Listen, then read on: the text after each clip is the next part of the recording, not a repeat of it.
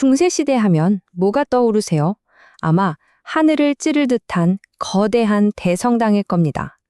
오늘 우리는 바로 그 야망의 대성당이라는 상징을 통해 교황권과 십자군에 대한 이야기를 시작해 볼까 합니다. 자, 이 시대로 한번 풍덩 뛰어들어 볼까요? 시실 수도원장이 남긴 이 말, 정말 인상적이지 않나요?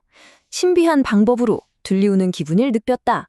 이게 바로 하늘에 닿으려 했던 당시 사람들의 마음, 그 시대 정신에 완벽하게 보여주는 말이죠. 네, 맞아요. 노트르담 같은 위대한 고딕 성당들은요, 그냥 돌로 쌓은 건물이 아니었어요. 이건 뭐랄까, 12, 13세기에 그 엄청난 영적, 정치적 야망 그 자체를 보여주는 상징이었던 거죠.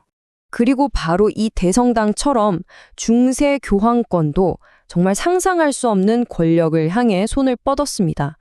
하늘에 닿으려는 구조물을 쌓아 올린 거죠. 그래서 이번 시간에는요, 교회가 가장 강력했던 바로 그 순간에 어떻게 그 영광 속에 스스로 무너질 씨앗을 품고 있었는지 바로 이 대성당이라는 비유를 통해서 한번 파헤쳐 보겠습니다.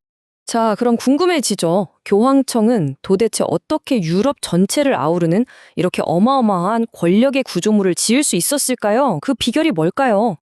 그 배경에는 이런 상황이 있었습니다.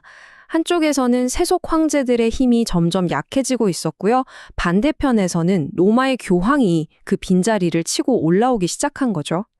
결국 교황은 유럽에서 가장 강력하고 또 모든 걸 중앙에서 통제하는 그런 인물이 된 겁니다.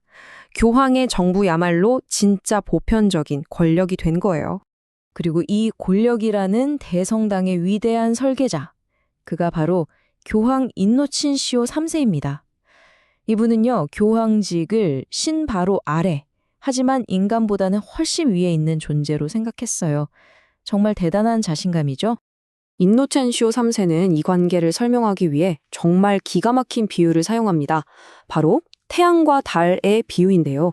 교황이 태양이라면 왕들은 그 빛을 받아 반사하는 달에 불과하다는 거죠. 와, 이 이미지 하나만으로도 당시 교황의 권위가 얼마나 대단했는지 느껴지지 않으세요? 자, 그럼 이런 권력을 뒷받침하는 무기는 뭐가 있었을까요? 첫 번째가 바로 파문입니다. 이건 그냥 교회에서 쫓겨나는 그런 단순한 벌이 아니었어요. 파문을 당한 왕은 신하들이 충성 맹세에서 풀려나기 때문에 하루아침에 왕좌에서 쫓겨날 수도 있는 그야말로 정치적인 사형선고나 마찬가지였습니다. 그리고 두 번째 무기는요, 훨씬 더 강력했습니다. 바로 성무정지인데요. 이건 한 개인을 넘어 나라 전체의 구원을 볼모로 잡는 거예요. 왕이 교황에게 복종할 때까지 그 나라의 모든 교회가 문을 닫고 아기들은 세례를 못 받고 죽은 사람은 장례도 못 치르는 상상만 해도 끔찍하죠. 자, 그럼 이제 이 막강한 교황의 권력이 가장 야심찬 프로젝트, 바로 십자군 전쟁에서 어떻게 발현되었는지 한번 살펴보겠습니다. 모든 이야기의 시작은 11세기였습니다. 수백 년 동안 기독교인들은 성지에 비교적 평화롭게 순례를 다녀왔거든요. 그런데 셀주크 츠르크가 세력을 확장하면서 이 평화가 깨지기 시작한 겁니다.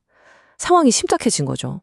바로 그때 1095년 클레르몽에서 교황 우르바누 2세가 역사적인 연설을 합니다. 유럽의 기사들을 향해 완전히 새로운 종류의 전쟁, 바로 성전에 나설 것을 촉구한 거죠. 사악한 족속에게서 그 땅을 되찾아라 하고요. 교황의 연설이 끝나자마자 군중 속에서 터져나온 외침이 있었습니다. 데우스 볼트, 신께서 그것을 원하신다. 이 한마디가 앞으로 200년 동안 이어질 거대한 운동의 구호가 되었습니다. 하지만 이 거대하고 성스러운 계획은 시작부터 깊고 충격적인 균열을 보이기 시작합니다. 제1차 십자군이 기적적으로 예루살렘을 함락했을 때 기사들은 정말 감격에 휩싸였습니다. 성묘 교회에 모여서 기쁨의 눈물을 흘리며 기도했다고 해요. 하지만 바로 그 순간 그 경건함의 이면에는 끔찍한 잔혹상이 있었습니다. 당시 기록을 보면요, 도시의 거리가 말의 무릎 높이까지 피로 가득 찼다고 할 정도로 무자비한 학살이 벌어졌다고 합니다. 이 두 가지 모습이 공존했다는 게 참 충격적이죠. 이후 주요 십자군의 역사를 쭉 따라가 보면 그 이상이 어떻게 무너져 내리는지가 선명하게 보입니다. 처음엔 성공이었죠. 하지만 곧 교착 상태에 빠지고 마침내는 동료 기독교인들을 배신하는 지경에 이릅니다. 그 결정적인 사건이 바로 제4차 십자군입니다. 이 십자군은 원래 목적지인 성지로 가지 않고 베네치아 상인들의 꼬드김에 넘어가서 상업적 라이벌이었던 기독교 도시 콘스탄티노플을 공격하고 약탈해버립니다. 성전이라는 명분이 완전히 타락해버린 거죠.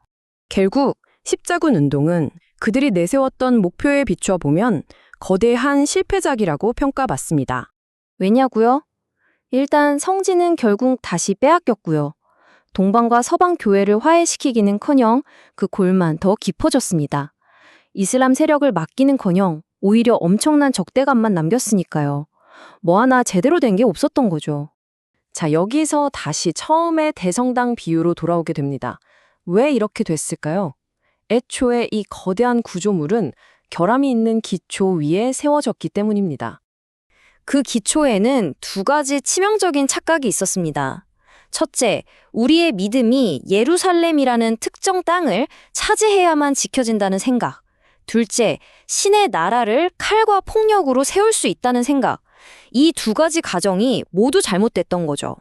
그래서 교황권과 십자군의 이야기는 우리에게 아주 중요한 질문을 던집니다. 인간의 끝없는 야망이 신성한 믿음과 만났을 때 그 결과는 과연 무엇일까요? 이 질문은 지금도 우리에게 많은 생각을 하게 만듭니다.